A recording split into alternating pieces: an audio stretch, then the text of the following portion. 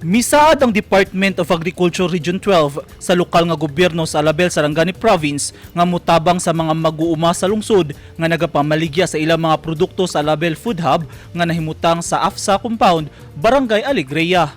Kagahapon Agosto 9, kuyog si Municipal Mayor Vic Paul Salarda. Mibisita ang mga personahe sa DA Region 12 sa Food Hub sa pagpanguna ni Ray Ilianan, ang market specialist, diin nakadaig kini sa maayong pagdumala sa Alabel Food Hub, asa na ila na kini sa Tibok Region 12. Nagpasalig ang DA nga mutabang sila sa paghatag og mga sakyanan nga mauna-unyay gamiton isip mobile market sa mga produkto sa Food Hub.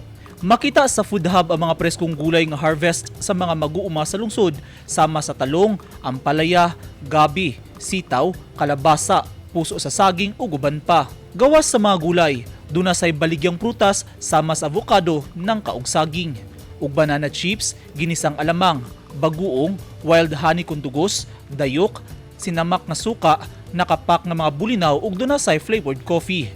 Gingganyo sab sa DA ang mga buyer gikan sa laing lugar nga bobisita sa Food Hub. Sanglit lapad ang market system ug koneksyon niini dakong tabang sa mga mag-uuma sa Alabel. Dungan nga gidala sa DA12 ato sa ilang pagbisita sa Food Hub kagahapon ang ilang kadiwa program. Ang kadiwa ni ani at kita katuwang sa diwa at gawa. Ang kadiwa usa ka market system di nagatanyag kini og mga agricultural goods sa ubos nga presyo aron makatabang sa mga Pilipinong kabus. Gipasalamatan sa mga Food Hub vendors si Mayor Salarda, hilabin na ang lokal nga gobyerno sanglit na kung tabang alang kanila o sa ilang mga pamilya ang Food Hub. Gidasig ni Mayor Salarda ang katawhan nga suportahan ang 5K Masaganang Alabel program sa lungsod, hilabi na sa pagmugna og backyard garden sa matag panimalay, ingon man ang pagbuhi og mga native nga manok aron dunay dugang kita sa matag pamilya. Good news sab alang sa mga Food Hub vendors kay hatagan sila og financial assistance isip tabang sa ilang panginabuhian pinaagi sa Department of Social Welfare and Development kun DSWD.